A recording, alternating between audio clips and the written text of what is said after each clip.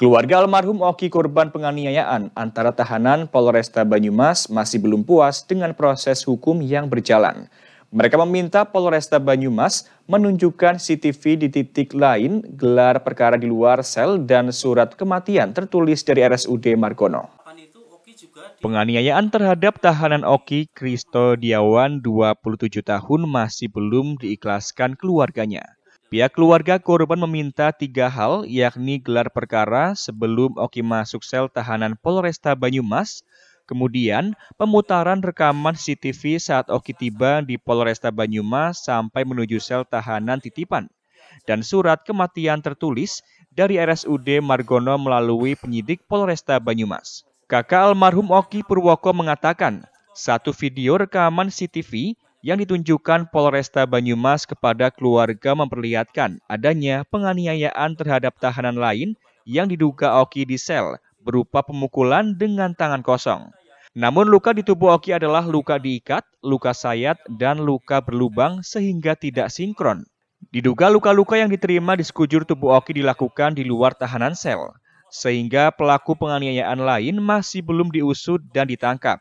Mereka meminta ada gelar perkara utama di luar sel tahanan untuk mengusut penganiayaan yang dilakukan sehingga tersangka lainnya dapat ditangkap.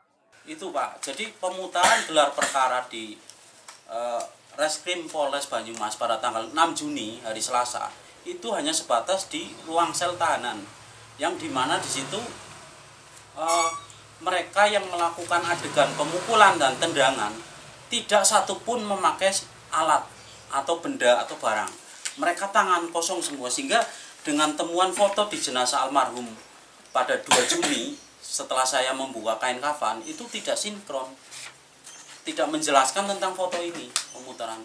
Makanya saya memohon dan meminta kepada Pak Kapolres dan Pak Kasat Reskrim Polresta Banyumas agar memintalah agar jelas dan terang benderang diputarkan CCTV di titik lain.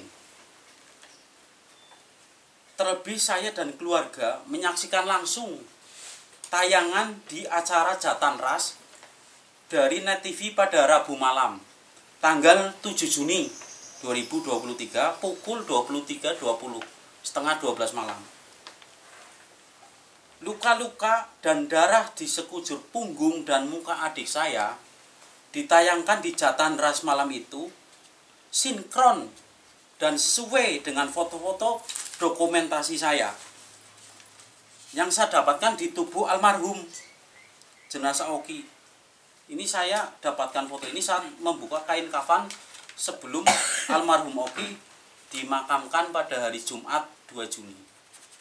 Itu yang meyakinkan saya bahwa tayangan Jatan Ras pada tanggal 7 Juni hari Rabu malam otopsi Mas, karena otopsi itu hari Kamis, itu menjelaskan bahwa Oki di dalam mobil petugas itu sudah berdarah-darah, baik di punggung dan di muka sudah bonyok. Itu disensor Mas. Itulah dasar kenapa saya minta kepada Pak Kapolres dan Pak Kasat agar diputarkan CCTV saat Oki itu turun dari mobil kepolisian Baturaden, kemudian masuk koridor Selasar, masuk ke jalan menuju sel tahanan titipan Polres Banyumas.